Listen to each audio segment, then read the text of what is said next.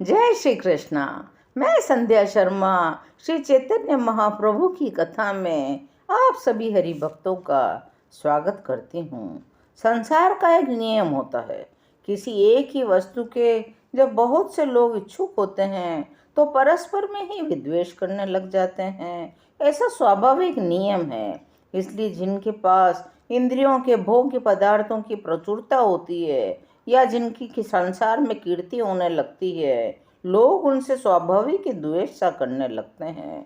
सज्जन पुरुष सुखी लोगों के प्रति मैत्री, दुखियों के प्रति करुणा, पुण्यवानों के प्रति प्रसन्नता और पापियों के प्रति उपेक्षा के भाव रखते हैं।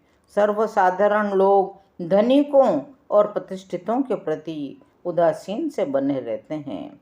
अधिकांश दुष्ट प्रकृति के लोग सदा ही धनी माने सज्जनों की निंदा ही करते रहते हैं।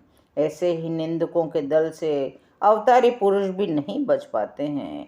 गौरांग महाप्रभु की बढ़ती हुई कीर्ति और जनता में फैले हुए उनके यश से भांति भांति के लोग जो निंदक प्रवृत्ति के थे उनकी निंदा करने लगे। कोई उन्हें वाम मार्गी बताता, कोई ढोंगी कहता, कोई उन्हें धूर्त कहता, कोई बाजीगर कह देता। प्रभु सबकी सुनते और हंस देते। श्रीवास पंडित के घर में संकीर्तन सदा दरवाजा बंद करके ही होता था। साल भर तक सदा इसी तरह संकीर्तन होता रहा। लोग बाग किवाड़ों को बंद देखकर तरह तरह की निंदा करते थे। इन विद्वेषियों में गोपाल चापाल नाम का एक शूद्र प्रकृति का ब्राह्मण था। प्रभु की बढ़ती हुई कीर्ति से वह संकीर्तन को बदनाम करने का निश्चय कर चुका था। एक दिन रात्रि में वह श्रीवास पंडित के द्वार पर पहुंचा। द्वार बंद था, भीतर संकीर्तन हो रहा था। चापाल ने द्वार के सामने थोड़ी सी जगह लीप कर वहाँ चंडी की पूजा की सभी सामग्री रख दी। एक हांडी में लाल पीली काली बिंदी लगाकर उसको सामग्री के समीप रख दिया। पास में एक शराब का पात्र और एक पात्र में मांस भी रख दिया। दूसरे दिन जब संकीर्तन करके भक्त निकले तो चंडी पूजन की सामग्री को देखा। दुष्टों का दल भी आ गया था। एक दूसरे को सुनाकर कहने लगे, हम तो पहले ही जानते थे, रात्रि में दरवाजा बंद करके स्त्रियों को साथ लेकर जोर जोर से हरिध्वनि करते हैं। भीतर ही भीतर वाम मार्ग की पद्धति से भैरवी चक्र का पूजन करते हैं। देख लो, काली की पूजा की सभी सामग्री यहाँ रखी है। जो लोग सज्जन थे वे समझ गए ये किसी धूर्त का कर्तव्य है। श्रीवास ताली पीट पीट कर हंसने लगे और कहने लगे, देखो देखो भाई, हम रात्रि में ऐसे ही चंडी पूजा किया करते हैं। भद्र पुरुषों को आज स्पष्ट ज्ञात हो गया। भक्तों ने उन सभी सामान को उठाकर दूर फेंक दिया। गोमय से लीप कर गंगा जल से छिड़क कर शुद्ध किया।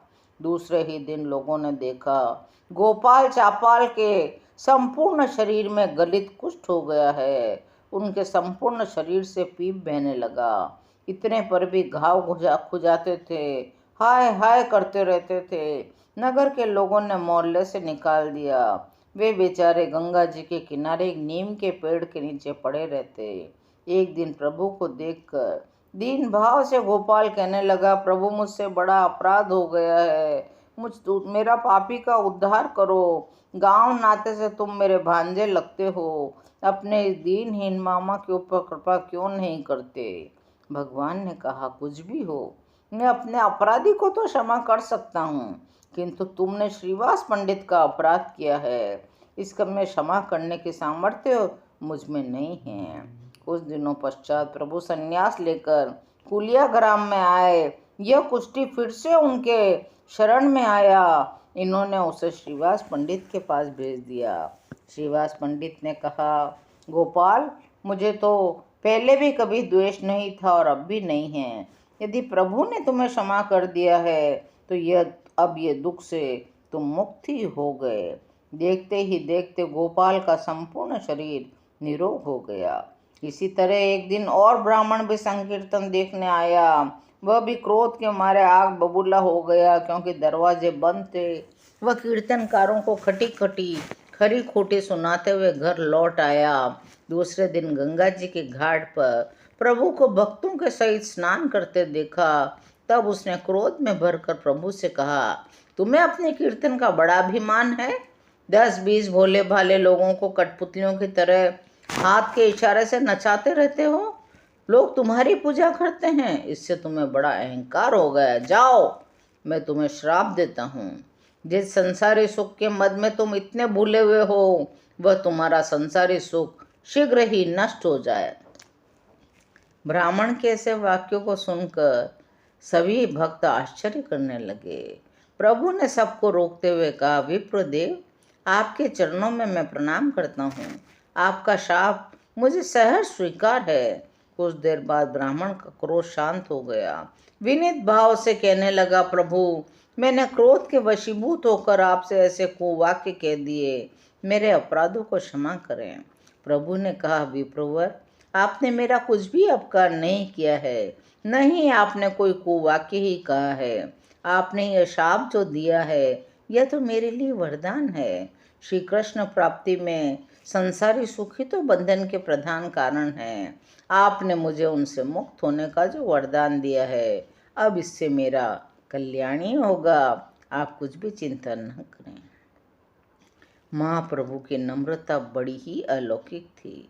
वे कैसे भी रास्ते में चलें, स्त्रियों से कभी दृष्टि नहीं मिलाते थे। भावावेश के अनंतर यदि कोई कहता, हमें आप में दुर्गा रूप, कृष्ण रूप, राम रूप, बलदेव, वामन, नरसिंह के दर्शन हुए, तो आप कहते, तुम सदा उसी रूप का चिंतन करते रहते हो, इसीलिए तुम्हें ऐसे भाव के दर्शन होते हैं। एक बार ये भक्तों के सहित लेटे हुए थे। एक ब्राह्मणी ने आकर इनके चरणों में अपना मस्तक रख दिया। एक ब्राह्मणी को अपने चरणों में मस्तक रखते देखकर इन्हें बड़ा दुख हुआ। पश्चाताप में दौड़कर गंगा जी में कूद पड़े। सभी भक्त गंगा जी में कूदते देखकर हाहाकार करने लगे। शशि माता छाती पीट पीट कर रोने लगी। सभी भक्त गंगा जी में कूद पड़े और इन्हें निकालकर किनारे पर ले आए। इस प्रकार अपने जीवन को राग द्वेष आदि से बचाते हुए, क्षमा को धारण करते हुए, अभिमान से रहित होकर, पापियों के साथ प्रेम का बर्ताव करते हुए, अपने चरित्र से सभी को उच्च आदर्शों का पाठ पढ़ाते हुए, अपने आचरणों द्वारा प्रभु सभी को आनंदित करते रहते थे।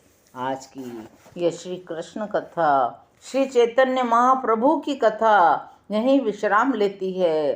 शेष कथाओं को सुनने के लिए चैनल को सब्सक्राइब करें और मेरे साथ प्रेम से बोलें, हरि बोल, हरि बोल, हरि हरि बोल।